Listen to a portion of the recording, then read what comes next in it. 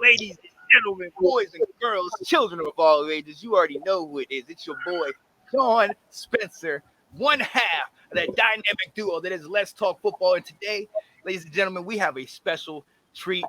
Two of my close and dear friends who also share passion for that burgundy and that gold, ladies and gentlemen. For that burgundy and that gold. Woo! We starting this show, ladies and gentlemen, called Washington Weekly. Yep, it's politically correct. It's Washington Weekly, although we all still know the name. All right, we all know what it is. We all know. And look, so I'm going to go ahead and dive right in. I'm going to go ahead and introduce my co-host. I got Abdul over to the right of me. Hey, introduce yourself, man. Hey, how you guys doing? I'm glad to be here. Thanks for having me, Sean. Nice to meet you again, Anton. I'm glad to be here. Thank you very much. Let's go. Then my boy, straight from that down that 757 and near the water. Talk to him, Anton. What's up now? What's up, y'all? It's Anton here. Born and raised Virginia. I'm all Redskins out, man. Yeah. That's the only thing I am right now. So I'm here with two fellow fans. Yeah. Awesome fans, just enjoying this sports talk show. Yeah. And look, ladies and gentlemen, the reason why we want to do this, first of all, is therapy for us.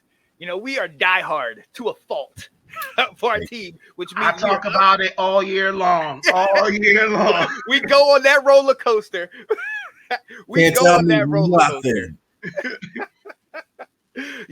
do it. But one of our biggest pet peeves is we are all a part of a lot of these Redskins fans group because we thirst knowledge and want to enjoy banter back and forth with fellow Washington fans. And then we get in these fan groups and it's crazy, man. Y'all speak on it, man. These fans think they know every offseason. They come up with some crazy new idea that like they're a GM or an owner. I'm like, I don't know what you're talking about. Go ahead, Anton. It is just depressing to know that all these fans know everything.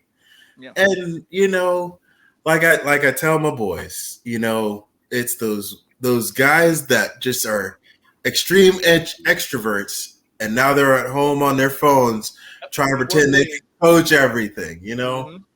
And it takes the facts of seeing the game day in, day out to know what is happening.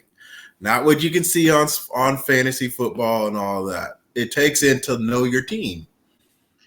My thing is that they don't even put in it's not like a learned knowledge or something like, just like, I agree with you. It's not something that they see every day on our on the Washington team. It's like they literally have all their emotions into it. Like, who kicked your daughter, bro? Like, why are you so angry right now? Like you really want to trade 4 years of first round picks for Deshaun Watson?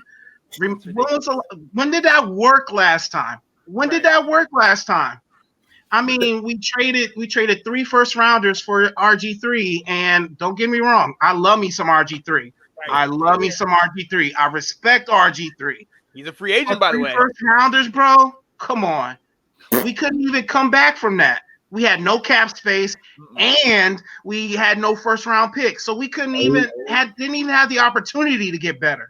Right. Couldn't even spare that change for nobody else. No. We don't, as much as we have had falter of finding the right quarterback for our team, it's been the one guy that we haven't paid the most. I mean, all these no paid guys that we've had as quarterbacks have shined. Yep. I mean, absolutely shined throughout a year. I mean, Kirk Cousins. Wait! I gotta interrupt you. I'm sorry. Are you about to go Taylor Heineke? Is that what you're trying to flex on right now? I know that's not what you're trying to do right now. I know that's not what you're trying to do right now. Hey, here on Washington, we've been accountable. That's blasphemy. Hey, it's facts. It's facts. These games are showing it.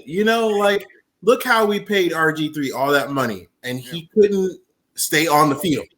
Then he was a first round pick. He was going to get that money in the first place.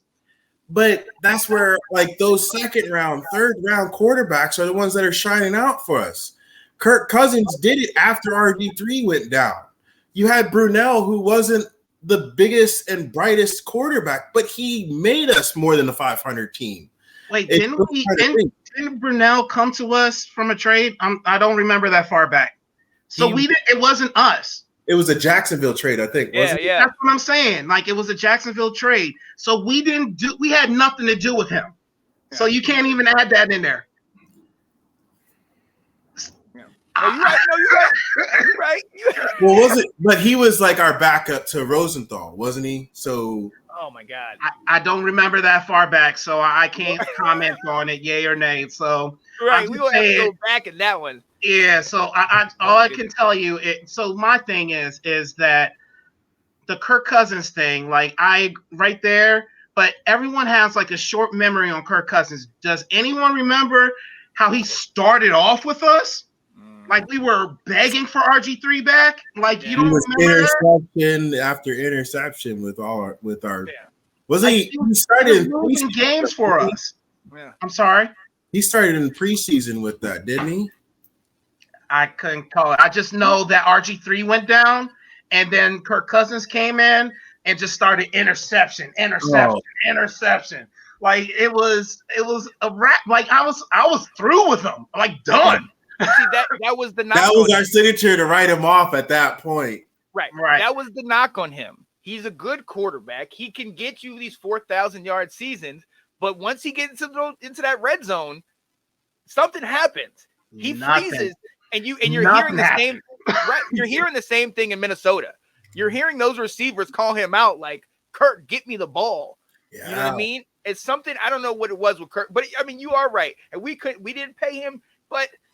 See, that one's hard for me because he's going to, like I said, he's going to give you those yards. And he gave us those yards when we had Pierre Garçon, Deshaun Jackson, and Jordan Reed and that. And then when we took them away that next year, he still got the yards. He still can do that. But he's going to be 10 wins and wild card, 10 wins and maybe divisional. Like, he's not taking you. To me, I don't think like he doesn't win games. Like that's the factor right there. Like he does not win games, and that's the issue with Kirk Cousins to me. Like I was fine with him going. I just didn't like how they didn't have a backup plan for him. Like, you know what I'm saying? Like, okay, we're going to hold on to Kirk Cousins, but we're not going to get anybody else to come after him. Like, we're just going to sit here in purgatory and just be okay, fine. I'm good. We're good. That's when he did the franchise tag and he had Crowder, he had Garçon, and he had Reed. He had that full setup, and then Reed went down with concussion, and then Garçon went out with his knee. And I mean, just fell. I mean, he tried to make a team, but it couldn't work for him. And I feel like now that he moved to Minnesota, it's amplified, like how bad it started to go throughout the seasons as they went by. Like halfway through the season, he couldn't be a 2-minute ending quarterback. And you're like, why did we pay him this much to not be this good? Right. And going so bringing it back to the fans. I remember while we were dealing, that's what I'm here for. I'm here to bring us back. But hey, this is what it is, man. This is what it is, though, because we care so much, and we actually are so deep into this. We dive so into these topics that these things naturally rattle off. Yeah. Because now, and bringing it back to the fans, I remember because there was that whole big. I don't want to say it was Joe Montana, Steve Young, but it was that RG3. You're either a team RG3 or your team Kirk Cousins. Yes. My fiance is from She's from Michigan State. So she loved Kirk. He's such a good guy. He's this and that. I said, yes, you're absolutely right. But he don't have that killer instinct. So you don't have that thing. He's a serviceable, great quarterback. He's an above average quarterback. C+, B-, man. He has that killer instinct when it comes to his contract. He knows how to work that joint. He's still getting money. He knows how to close out on that part, but not on a football game. No, I agree with that. he knows like his contract year is coming up right this season, and watch him show out. Watch him show out. Like that's what he like when his money's on the line, he shows up. Right.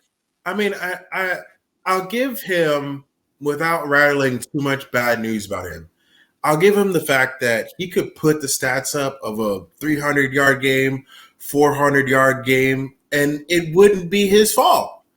He'd be like, I'm still putting 31 points on the board, and my defense is sucking. But it was the topic that could he finish out some of those games that we had to try and use the faith to believe in him. Like, all right, we're down 21 points. All right, can Kirk Cousins win it for us? Rather than we should have never been down 21 points. But he was put into that so many times down the season, down 14, down 17, down 21. And he would put the points on the board, but it was like against Seattle or New Orleans or Atlanta. I mean, or Carolina, when he did that one game. It was they were up by 21 and they scored the next touchdown and we just couldn't come back. Yeah. It's games like that where you could see he had the confidence in his game. He had the passion to get to the right receivers, get to 6 different people, and still get 21 points in the fourth quarter. Mm-hmm. I mean, we could look no further than the I like that game against Tampa Bay. You know what I mean? That. Yeah. Who saw that coming? Absolutely. Let's not lie. Who saw that coming? Jameis was torching us, and he came back and brought him in. Maybe that was the motivation because of what Donovan had said. Didn't Donovan call him out or say something? Yes. Maybe that was that motivation. But Kirk, he couldn't do that on a consistent basis. That's my knock right there is you can be a stat man and you can throw the ball because we're behind and everything like that, but can you win the game? Right. And that's the thing is, to me, he can't. He couldn't do it with us. He can't do it with Minnesota. Like, you know what I'm saying? Like right there, like you can put up all the stats that you want, but honestly, we all know sometimes it's situational football. You know what I'm saying? Like stats don't tell everything. It's the situation that you're in that that gives you that certain stat. Like you had a 300-yard game, but did you throw 150 yards in the fourth quarter to come back? Right. Come on, man. Like how much of that was garbage stats time? Right there? Right. How much of that was garbage time? How much of that was they're playing prevent every play? Yeah. Soft coverage. You know what I'm saying? Like, come on. Right. Man, you got anything else, Anton, on that? No, I mean, I give him all praise for benefit of doubt what he looked for from being a quarterback for the Skins at the team. And had he not been such a stat man and been like the hype man of when he got to those games in the fourth quarter, like, all right, let me hype everybody with me so that, he wanted those stats, but he couldn't talk it out with his people like, hey, let's make this happen. He wanted it to happen by throws, by being 9 for 9, being 6 for 6 down the road. But I don't think people could feel that with him. And I think that was a miscommunication with Kirk Cousins of like his passion trying to drive his team. Right. I think what best suits, I think he was a great college quarterback. He was one of those rah-rah guys that, yes, my scholarship guy, yeah, I'll follow you wherever. But when everybody's getting paid big dollars and you still ain't getting it done, it's kind of like, bruh. Like someone we just had. Well. Look, we got to move on because, look, we can get on Kirk all day long. Please believe it. Please believe it. And I'll be making a call to my fiance, tell her about this daggone guy. I'll get Robert back before I get Kirk. Look, personal. Let's go. Hey, that's what we do. RG3 2.0, baby. Let's go.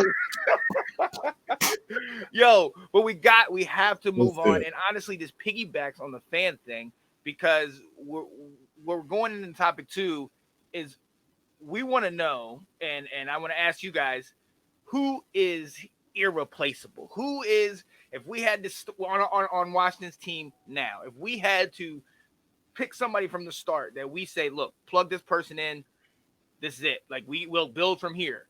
Where do we go? Who is that on our team? And it could be more than one person.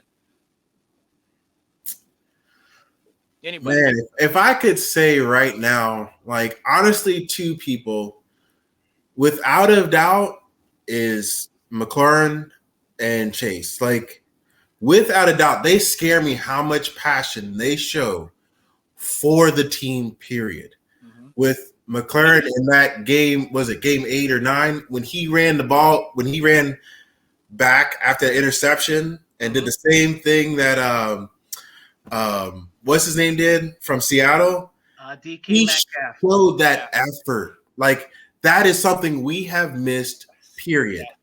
And Chase Young showing his abilities of being a captain, being out there in everybody's face, showing that rah, like give me that spirit. Like show, like he's getting people to show their spirit. And it's two things that have like scared me to see that on the sideline between our team.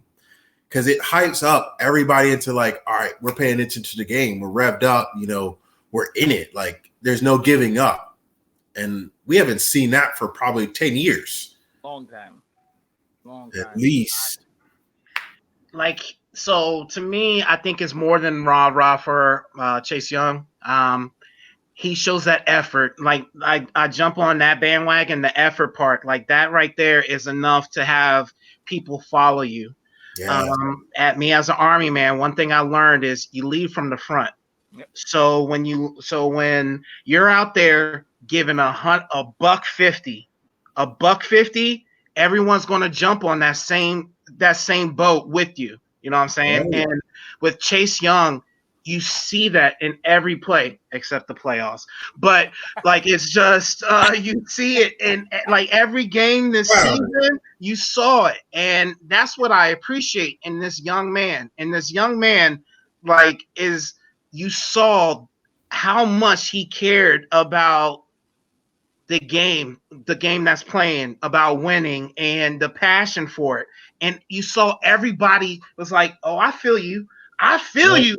I'm gonna run through this wall too." Yeah. And like, you know what I'm saying? Yeah. Like, that's what hyped me up at home on my couch. Like that's what I liked, and I appreciate that. To me, and just like you said, we haven't seen this in forever, bro. Forever. Yeah. No. I can't even remember when I was this hyped about watching my team. You know what I'm saying? Like to piggyback off like that effort, like when Trent Williams really had started a Hogs 2.0, his effort to the front line made everybody better. Yep. His work ethic, his showing up early, his being determined to work with the running backs, like he was there pointing out to be a leader. And I feel like Chase Young, being how young he is, he's amplified that with his passion. And he is not stopping himself from sharing that with everybody on the sideline. And I mean, I'll give it to him. Like I couldn't replace that on anybody of the squad. Anybody. No, not at all. Go ahead. Yeah, I was just saying, like I put up there, young leaders. Can we take a minute and actually celebrate the fact that two of our youngest players, a second-year guy and a first-year guy, are our captains? Yeah. They're leaders. They're leading the team. Come on, man. That reminds me of like a young Daryl Green when he's chasing down Tony Dorsett, leading the team. Wow. Leading the team. And you know what? We're going to do something because we're on the show. This is the first show. And I had to do this to y'all because I know where y'all's heart is. And I'm going to show you what we're going to do. Of course, he's made his defensive call. Let's see who'll win this battle of strategy. Kerrigan. He's going to go all the way unless Blackwood can catch him, and he can't.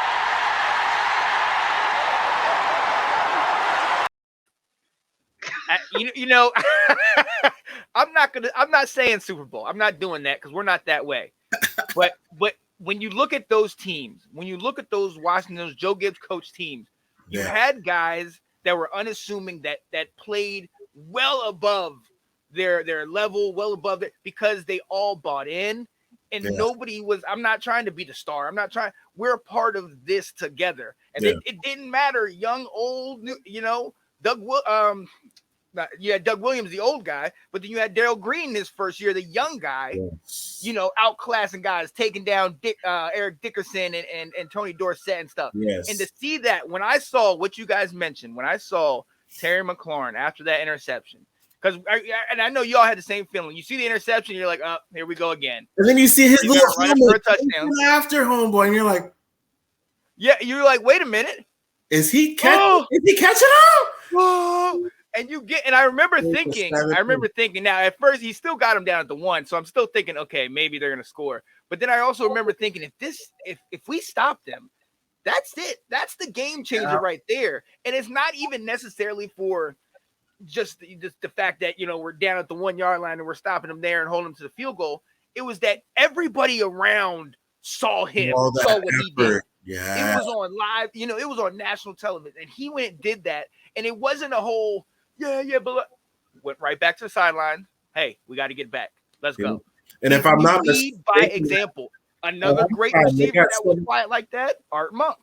After halftime, they got 7 points. Thinking we're playing off of that vibe. Right. Like it amped everybody up on the sideline. Right. And that to me, those two guys, I completely agree with you guys. I'm gonna throw 2 more names out there, and I let me know what you think.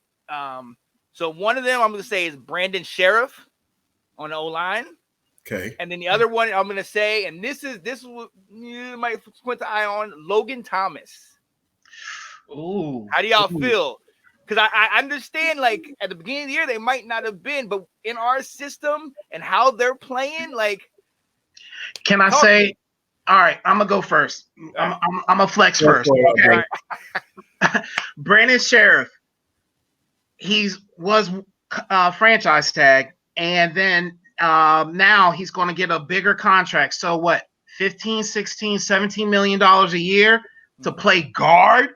Yeah. No. Right. Nah, we're gonna kick your ass out to right tackle, like where you should be. Right. If we're gonna pay you $17 million yes, get that corner. Like you know what I'm saying? Like that, like if you want this money, you're gonna have to move over. Like you're not gonna be a guard getting paid that much money. Like that don't make no sense. It don't. And then the top it off, this man misses at least 3 games in the last 3 years. Like come on. Yep. Come on. That's like, we're going to pay you premium money, probably top money in order to miss 3 games.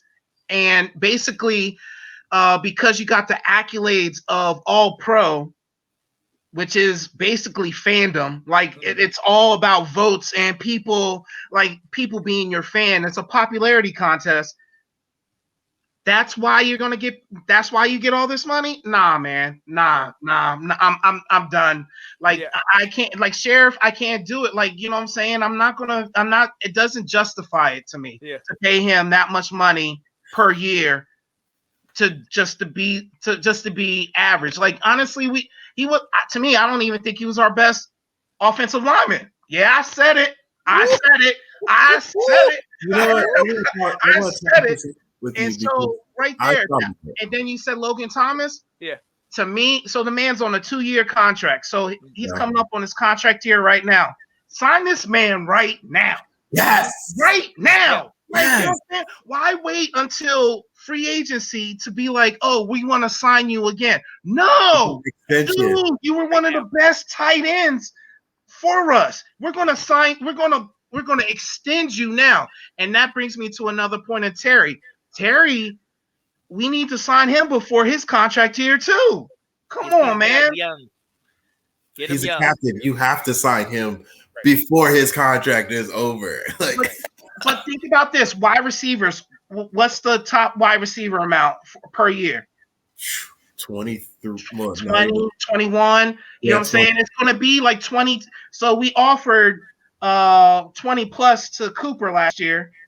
And I think the premium is like 21. So by the time he becomes a free agent, it's going to be 25. Yeah. Like, come on. Like, like you need to do it now.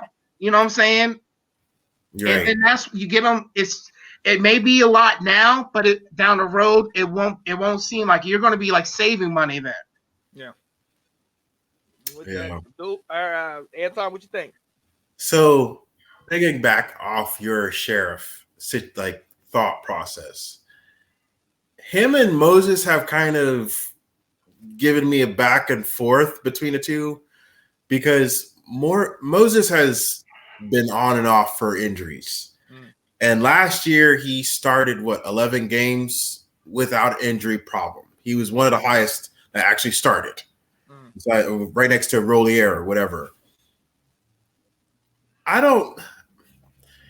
Brandon had a good start this season, and then he had his knee injury 6th or 7th game.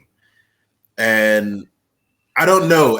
When you have one of our linemen go down for like those serious knee injuries or ankle injuries, they're gone like half the year.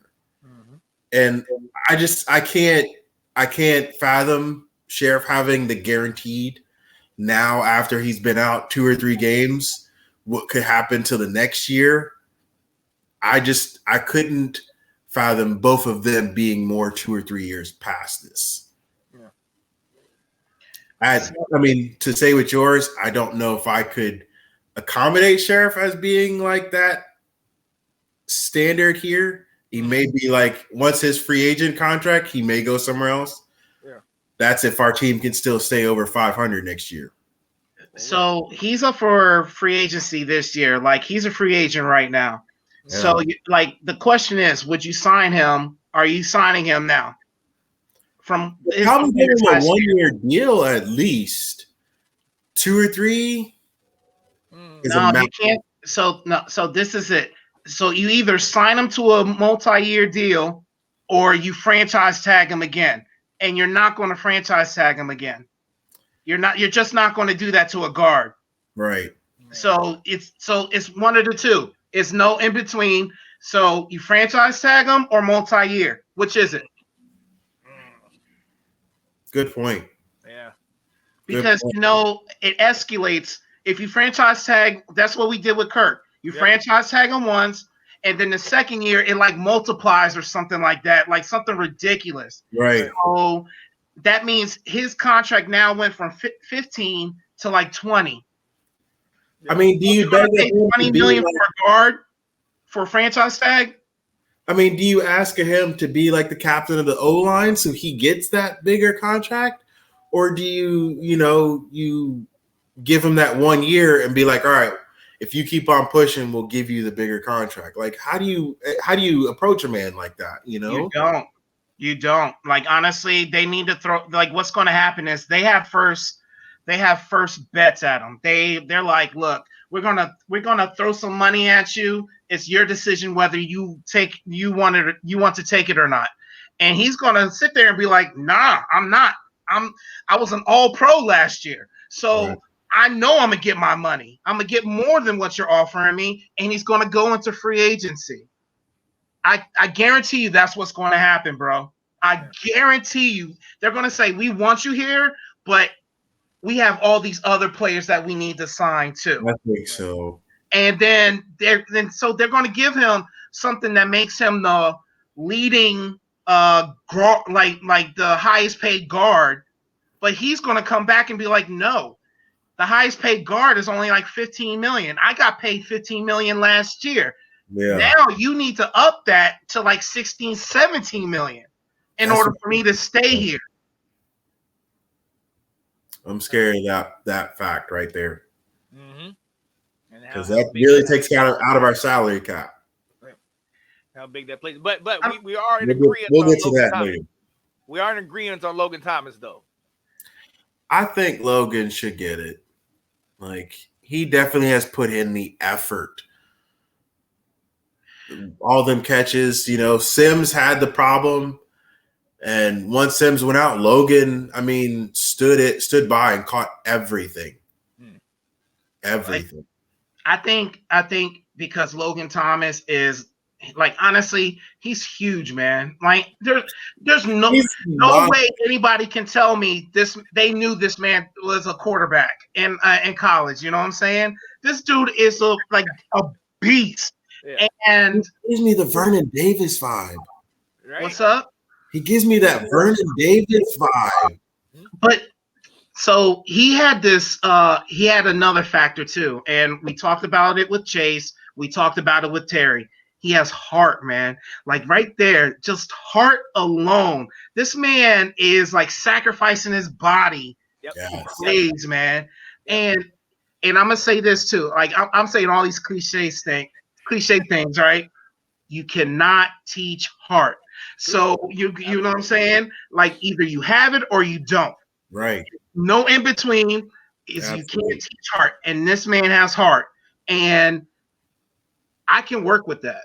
Right. Like I can mess with that. I would teach around that. When you have heart and you bring it to practice, I'll teach around that. Right. Nah, That's and that's what contagious. those guys are contagious, and that's what the coaches need to keep around. Those are the guys that you need to keep around. Yes. I absolutely agree. Absolutely. I agree. And I liken him to our Swiss Army knife, you know, Mr. Utility. And what I love about him the most is he's one of those guys that it's not what, you know, oh, I'm this position, so I'm just gonna stick to this. Whatever coach says, hey, I need you to run Wildcat. Hey, I need you to receive. Hey, I need you in the backfield. He's there. He's ready to go. And he has so many different positions. Yes. He's filling in a lot of gaps. Right. And that's one of the things I remember that they always used to say about Coach Gibbs. He wouldn't keep guys along on the team if they just had one position.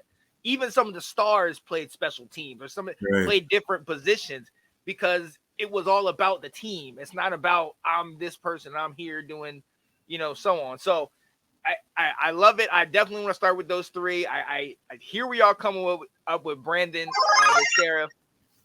What? We got some Mario? Yeah, you know what I'm saying? Like the Nintendo joint. News. Right? I like it. I like that. All right, yo. So hey, and I've loved this. And all right, we're gonna get a little bit more serious. Recently, one of the things that we've had to deal with is that we've turned into the butt of everybody's jokes. No longer have a name. We're the football team. You know, hashtag name curse, all this nonsense that they put on us. Personally, progress. I see the way, I guess, what they're trying to do. I see what direction they were going in. Let's be very clear that the only reason they really moved on this is because those big sponsors pulled out. Executive move. Yeah. Oh yeah. All those big sponsors and stuff pulled out because you know, Snyder was one, you know, he said on many occasions, hey, I'm not changing the name. I'm not doing it. You know, so again, it is what it is. You know, I'm gonna support my team. Still have a whole bunch, just like you guys, burgundy and gold. Has Redskins stuff, and I'm not gonna change it, nothing like that. But how do we feel about the actual name change? And do we believe in it? Are we okay with it? Like it's open space. Like, how do y'all feel about that? Go ahead, Ant. I'll take the back on this. You know, with my heart of being, you know, 20, 25 years, 30 years of being a football fan, I respect now that we've gone through a whole year of being without a name. Okay, it's a change. Leave that Redskins name behind us where we're not in the ESPN film all the time anymore of like the people getting run backs and all that stuff. Now we have a name where when we get one and we have a mascot we can have with our name, that we can use that to advantage. Like from here on out, this is a different reel of a different team. So I propose we get one by next year, but I'm hopeful for it. Yeah. Do I know it's not guaranteed that we're going to have a name?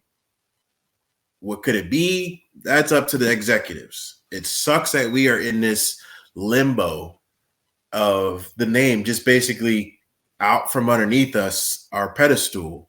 You know, we've been with this name so long that all of a sudden now it became a problem. Right. And there was no backup with it. So now it's a bigger limbo. Like, so you didn't have a plan B this whole time? You know, you just take out the name, nothing to replace it. Right. So now we are basically the laughing stock because our executive branch didn't have a plan B to do anything. So The reason they didn't have a plan B is because they didn't think there was a problem in the first place. One. So honestly, that's what we just like. Let's just call it what it is. Let's keep it a $150 right now. They didn't think there was a problem in the first place. So why would they have a plan B? Why would they have a backup plan? They were making money. Right.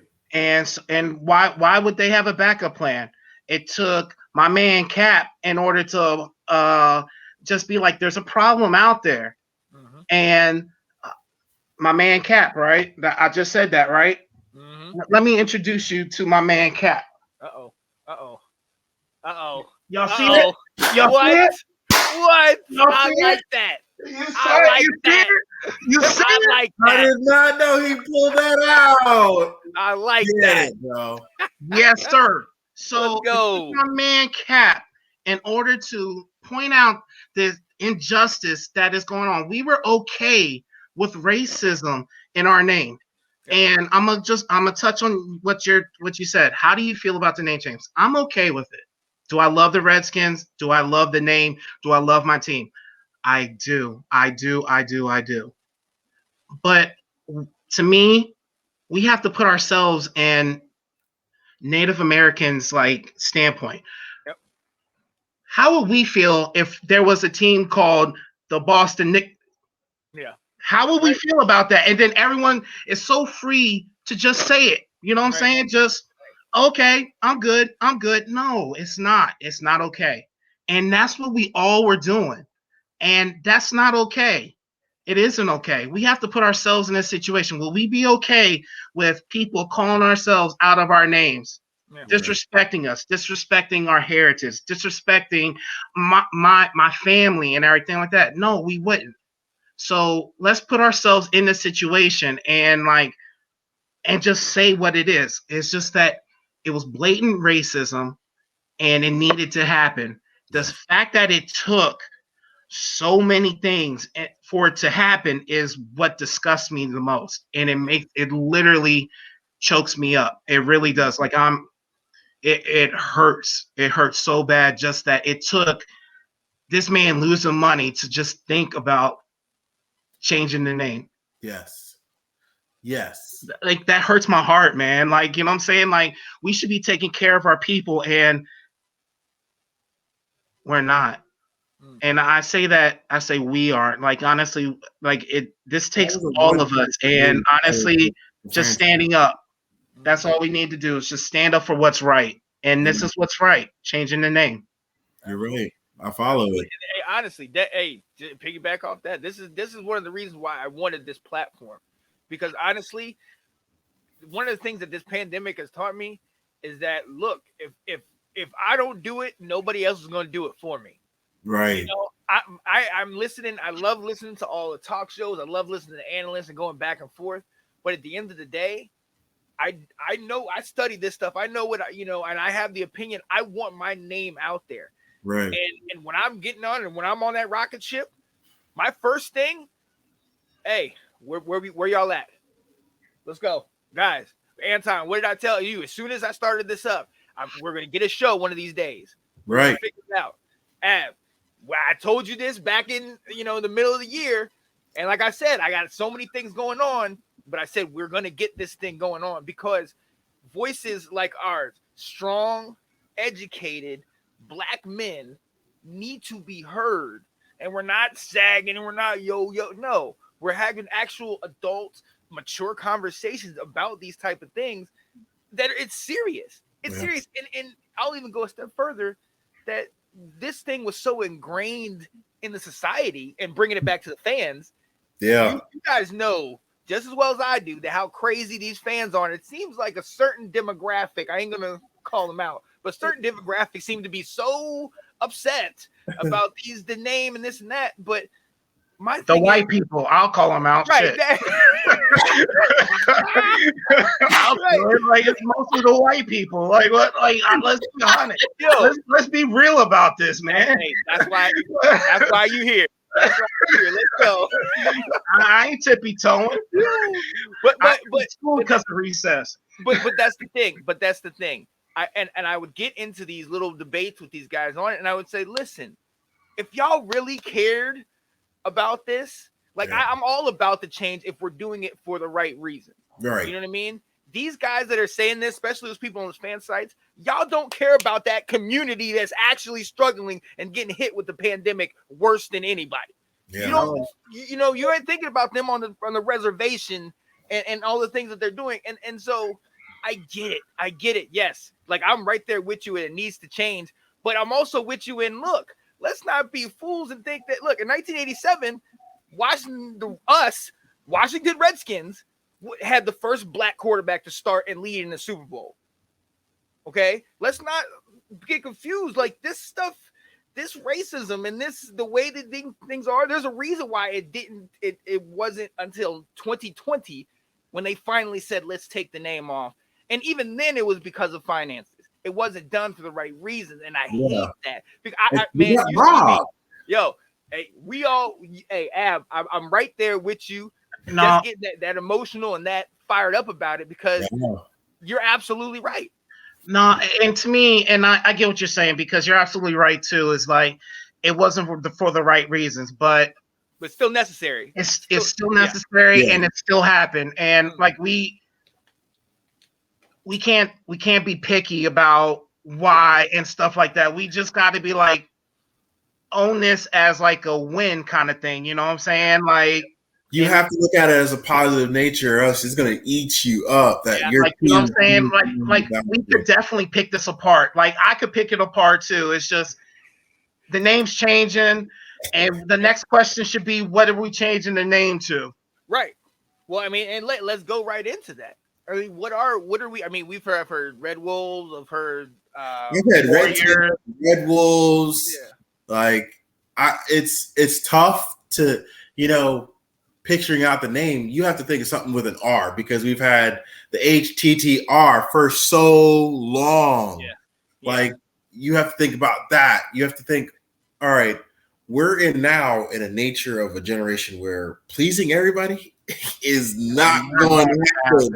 So when they drop this name, how much demographic is going to be for this, be for the name, be not for the name? Like, oh, this is just going to set the world on fire when they drop a name, and all of a sudden it's going to be like, no. And then you're going to have like dude next to him like, yes, I love the name. Like, exactly. You're going to have a split between the own fan base. Mm-hmm.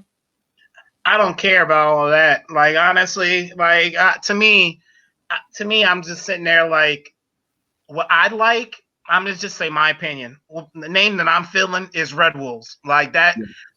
Like to me, I don't think it has to be an R, but I'm just saying I like the Red Wolves, like, and if other people don't like it, so what? You know what I'm saying? Like, I'm not worried about what, like, saying we can't worry about another person. Just like you said, we're not going to make everybody happy. Right. And to me, I'm going to tell you the truth. I used to care about what everyone thought of me. You know what I'm saying? Right. And then I graduated to my sophomore year, and I was like, I don't give a like I was like, I was done. The whole flip. And you know how free I felt after that? Mm-hmm. Like without caring what people thought of me. Yeah.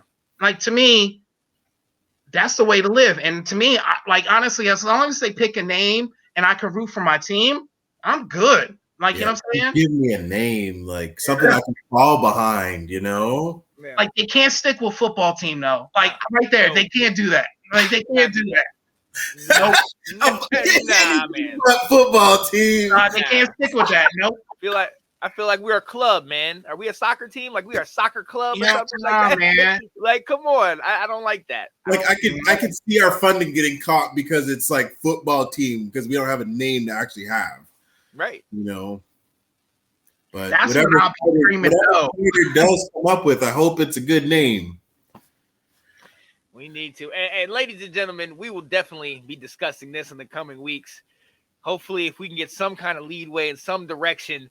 The offseason has already started for us, but officially starts in 2 weeks after the Super Bowl. And hopefully, we'll be able to have something to look forward to. But again, I think we're all in consensus that regardless, ain't nothing going to change in our fanhood. We still going to rep what we got. We still going to rock it. You know what I mean? It is what it is. Oh, yeah. All right. I like that. Now, all right, let's go ahead and move on to a topic, my boy Ab. And I'm gonna let you start off with this, Ab. Boy, the topic you put up, man. Ryan Kerrigan, topic number 4. And I got it. I'm gonna call myself out. Okay, I'm gonna call myself out. Earlier in the year, my boy Abdul put up a post talking about we need to try to go get what was his name, Von Miller, and we need to trade Kerrigan. And I sat there and I didn't say anything. I had an opinion, but I didn't say anything. I waited till after the game. I didn't say get Von Miller. I said I didn't say that. I said we needed to trade Kerrigan. That's what I said. Yeah. Just trade him. And I didn't say anything till after the game. And I definitely said my 2 cents. And you know what though? I'm glad you called me out. You said, "Yo, come on, man. Really? You gonna say that now? After all, that's how you play." But you know what? You held me accountable. And that's why I wanted you here. You hold me accountable. Iron sharpens iron. So tell me why did we keep this man on his last year of the contract? Why? To play 4% of the snaps? Subpar. 4% of the snaps at how much were we paying him? What, 12 million? 12 million? 4% of the snaps at 12 million. That's a total emotional ass move, man. Like that's the definition of emotional. And so, and it just, to me, it's just like, we need to separate that. Like, you know what I'm saying? If that's not the most Washington football team Redskin thing to do, keeping the veteran the longest, like, if that's not something that, like, we're supposed to be removing ourselves from that, but if that's not the most football team thing to do, that's not right, man. The man had a market, and that's what you need to like focus on, because so now we're just gonna let him leave. And the most we get for a compensational pick is what, 5th round? Like, can you see him being more than a 5th round pick for compensation? He didn't produce. Yeah. I mean, he produced when he was in. Like, I'm not gonna flex and be like, you know what I'm saying? The man had, like, I don't know his stats offline, but like off the top, but he had, like, for as much as he played, he had like 5-6 sacks. Mm-hmm. I'm saying, like, if you're gonna have, is this last year of his? He's a free agent now. So, like, I'm saying, like, he didn't play out to make himself look better for the next contract. And with him being the highest veteran we have on the defensive squad, 10 years with our squad, right? The next guy is 5 years, so he's got that much longer of a gap for being a veteran on our team. Don't care. Nah, that's not. You don't pay a man $12 million a year to be the veteran presence. You know what I'm saying? Like, we need that better squad. Like, to me, that's that. Like, to me, that's like making excuses to keep him on the team. And that's not right. You know what I'm saying? That $12 million could have gone to next year's salary cap. Like, we need to think that way. And then the way Ron Rivera picks people, $12 million would have got us like 3 people. Yeah. Come on. The way he can build up people with that money. Dude, like, you know what I'm saying? Like, 12 million would have got at least 2 people. Yep. And that's what we need to think about. We can't sit there and think emotionally and be like, well, he's been with the team 10 years. I don't care. Right. I do not. He knows it's a business. When he wants his money, he knows that he's going to come and be like, this is a business. So why can't we come at him and be like, hey, no hard feelings. It's a business. Right. So that should definitely be the way we introduced it to him and everything like that. You know, the Baltimore Ravens took what's his name, Ingram out, like 3 games. Yeah. And it's not because they knew they were going to release him. They knew they were going to release this man. They knew he wasn't going to come back. Right. And honestly, to me, I really think they wanted to try to trade him. And that's why they kept him out. He was a healthy scratch for like the last 5 games of the season. Yeah. I think they were trying to get him in the first term of the year. They were trying to trade him out. So to me, but then they ended up releasing them, and I think they were just like, look, we appreciate you. We're not going to do you like that. We're not going to hold you, and then you not be able to find a team next year, and end up releasing you, and then you not being able to find a team next year. So we're just going to release you off of the bat so you get a head start in free agency. That was a dirty move. I mean, they appreciate the guy. That's why they didn't because they could have held him. They could have held him and tried to trade him next year. But they chose not to and released him way before people were releasing people. Right. Yeah. Like literally a day or two after they lost in the playoff game. Right. Right after the game. Like it was 10 hours. Like they were like, all right, we're done. Scratch you off. But that's, to me, you're saying that's bad. I think it's a good thing. That means they respect you. I'm just saying if they tried to trade him and they weren't able to trade him, they would have. So, like Carolina did Cam Newton last year. Like they knew they weren't going to keep him, but they waited until all the teams selected quarterbacks. And then they were like, oh, we're going to release you. Right. Right. And then that's why Cam's market was so low, is because everyone already had a quarterback. So to release him early, he gets a jump onto free agency, and he can start advertising and everything like that. It's a the win-win on his side. Like that, the business side of it. Yeah, I see that on his side. I mean, I guess because he's not in a training camp, he can go to anywhere he wants to choose, and go from there. I mean, with Kerrigan, we should have never kept him that long. We had Archie, Chase Young, and Sweat. Like, they put out the numbers throughout the year. Like, I would have once we drafted Chase, I would have traded Kerrigan. Like, once we were like number 2 pick, Chase Young. Halfway through the year, I think we should have thought that through. But, they were still taking the chance on him. We hadn't even gotten to 500 because of all the stuff we were sifting through. And I think that's probably why they kept Kerrigan so long this year. Do I think he'll stay around for a contract with us next year? No. Yeah.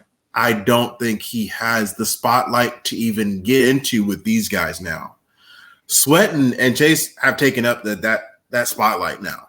There's no need for him anymore. I don't think he can perform as good as they can. Do you think Kerrigan's a starter?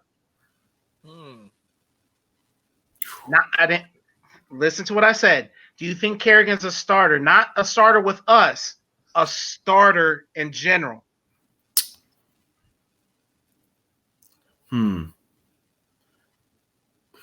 I would say no.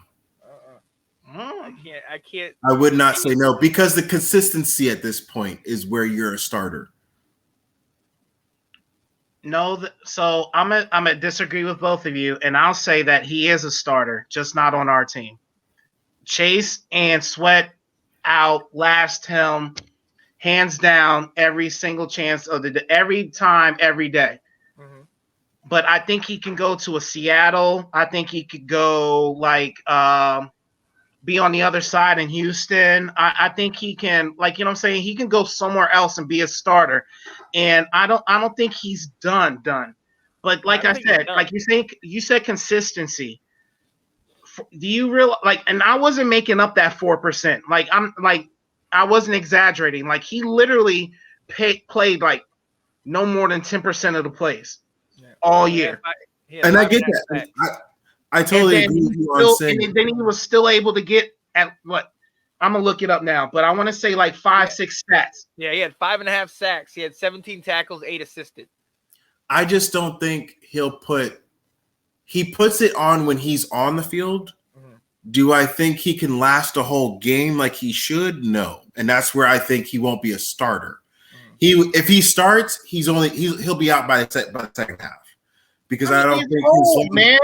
Right. But that's for a starter, though. As defense now, you're pushing yourself to the max the whole game. Because of where Sweat and Young are physically fit, I don't think he could be the starter over them. On another team like Dolphins or maybe Chicago, yes, but I still don't think he would be able to last a full game doing it. So he'll be a backup. It's not realistic to think that a person plays the whole game. Like, I'm going to just say that. It's not realistic to think that. Like, you coach football. Like, how many times do you guys switch out players throughout the game? Like, you have your starter because they're the best option. But then when they get, like, if you're on the field for, 10 plays straight, you're going to get tired regardless of how young, good you are. You're going to be like, that's why you always see them do this. Right. Yeah. Like, they always say, like, I'm tired.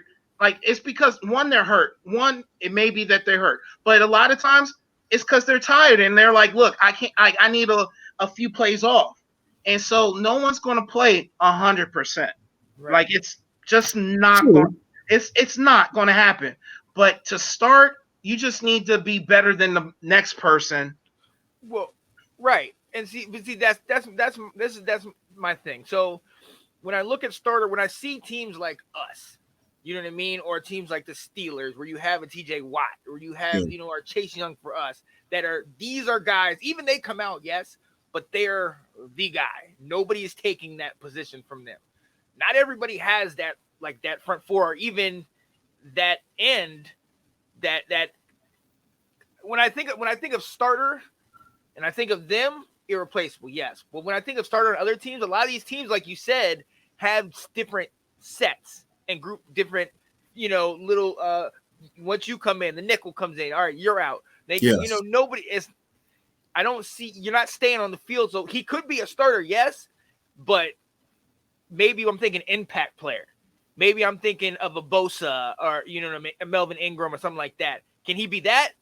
I don't think so. He could be that like 5%, like maybe a couple good plays and they take him out. Like, see, and then I guess that's my thing. It's like I'm not thinking that high up, like to be a starter. Like those are like superstars. Like that's the difference with me. I think you can be a starter without being a superstar. To me, I don't think Kerrigan was ever a superstar. No. Oh no. You get what I'm saying? Like he was consistent.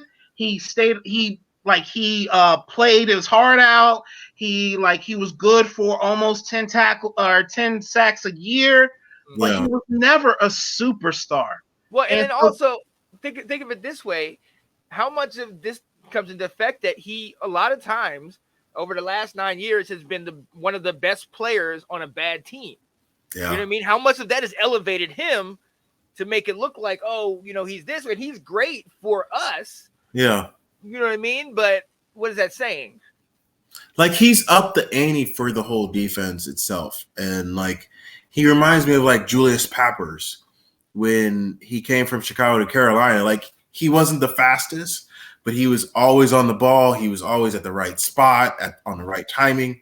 He was still in his, like, 10th or 11th year playing football. And that's where I feel him. Kerrigan he's done his footwork. He should be able to pass the torch on to that of somebody else. And if he goes to another team Chicago there you go. When he went to Chicago, like, he was still a name. He was a dominant figure, but it wasn't as normal as we should or expect as that kind of player. And that's where I'm not trying to say that if he goes to another team, he can't be a number one, because they're going to look at, like, his stats. Like, he does the performance when he's on the field, and it matters every play he's on the field. He could be a starter for somebody else. I just don't think I think his time with our team is done doing it. Oh, I agree with that. Oh, 100 with that. I think he can go somewhere and start. That's all I was trying to say. Is he can help somebody else's defense at this point. Yeah, like he's someone else's problem. But to me, I would have liked to gotten like a 3rd round pick for him or something like that. Like before without just letting him go willy-nilly free like that. That's just me. Right. Yes. And look, the guy can perform. He's been what we said, consistent. Yes. 95 overall sacks, almost 500 tackles, and 124 assisted. Like, he's been that guy. Like he's been an honorable mention for for Defensive Player of the Year many a times. Right. He's been that for us. And honestly, I want like a Rackpo. I want to see him go somewhere and succeed. That would be great. But I don't know if he's gonna be with us. I don't know how it is. But look, I got to get off this because I want to get you guys one more question. Wait. Let me say this real fast, and then let me say this real fast. I want to upset some more people. I think he is the Eli Manning of defensive ends. So like outside linebackers. So that's just me. Like to me, I think he's been able to stay in the game. He's reaching on that one. What's up? I said reaching on that one. He said Eli Manning. It's just like he's consistent and he's been on a bad team, and so his stats are inflated for that. Like I think that's part of it. That's all I'm saying is like I like the man, and we purely kept him because we wanted him to break the record, and that's it. Like literally, that's it. Why we kept him. Yeah. Other than that, he's the Eli Manning of defensive end outside linebackers. It is. I can't even come back at that one. Like, I'm mind blown at thinking of it like that. Like, let's go. All right, yo. So it's at an hour. But I gotta ask you this last question. Topic 5. And I know you guys are each gonna have a say on it. Let's topic go. 5. Let's talk about the saga of Dwayne Haskins. Oh man, you want the whole town hating me, man? Time out. Now, how are we feeling? Everybody that hate me, bro. Oh. Well, look. So, all right. Do we want to? We can save this for next week. Yeah, let's go in the first topic for next week. I can go on. Yeah, save here. All right, we're good. We'd be on that for about 20 minutes. Yeah. Let's say that. That's the first topic next week. Okay. All right, bet. So yes, first topic next week: the saga of Dwayne Haskins. Oh, the good, bad, and the ugly of this year. And now, he's collected a check in Pittsburgh. So, to each his own. Do your thing. But we will definitely have some choice words to say on that. Yes. Guys, man, this was a lot of fun, man. Like I like this, man. How y'all feeling, man? Man, it's like a therapy session for me, man. Like, you know what I'm saying? I'm not going to the VA tomorrow. What? Like, come on. Look, yo, and you know what? And I gotta say, you had said something. You were talking about a different topic. But you said, like, after your sophomore year, you just said, get it. Like, I don't care, blah, blah.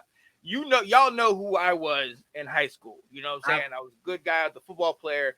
You know, I was, living this life, and, doing the right things and this and that. I always fought with being very, very, very, very self-conscious. And I was always an overthinker. This platform, like, it took me till I was 37 to find this type of platform to be able to talk to the masses, but still kind of be like, it's just you guys. It's not, it's not 100 different people. It's just us. It's, and this for me, like we say this is therapy. This is absolutely therapy for me. Amen. Getting to talk to my boys, getting to go back and forth with you guys on the same time, producing a show, giving great content, facts, opinions. I mean, I'm in heaven, guys. I'm not gonna lie to you, man. I absolutely love this, and we're doing it over our favorite team. Yeah. Let's go. I definitely so I gotta end this thing the right way, man. Because we can't let's not overlook. I know it was a weird season, and I know everybody else was down, but we did successfully win that NFC East, baby. Let's go. Let's NFC go. East champs, baby. Yes. Let's go. We got it. Definitely come and join us. Come join us do we know? Well, we'll get back to you on the date. We don't know what day of the week. But, come and join us. I'm going to put this on YouTube as soon as we get done here. Actually, I'm going to send y'all the link because there's a way that since I recorded it, but I didn't broadcast it, we could put it on YouTube. Once it uploads, it's gonna have like a little thing where it's like a premiere. And since this is our first show, it'll have like a little premiere with a countdown, and then it'll do the show with where people can comment like that if anybody just happens to watch it, or if we tell somebody to watch it or something like that, and they can comment on it after. So that's gonna be dope. I was able to do that with one of my other shows, so I'm very excited. Let me just say that. All right, man. So you know the name. It's Sean Spencer. All right. Over to my where we at? Over here. Yep. Yep. Ab, what's up? It's just abs, man. Like honestly, if like this is one thing I want to say. If y'all don't agree with what we saying, like agree with what we're saying, comment. You know what I'm saying? Say something. You know what I'm saying? Call us out.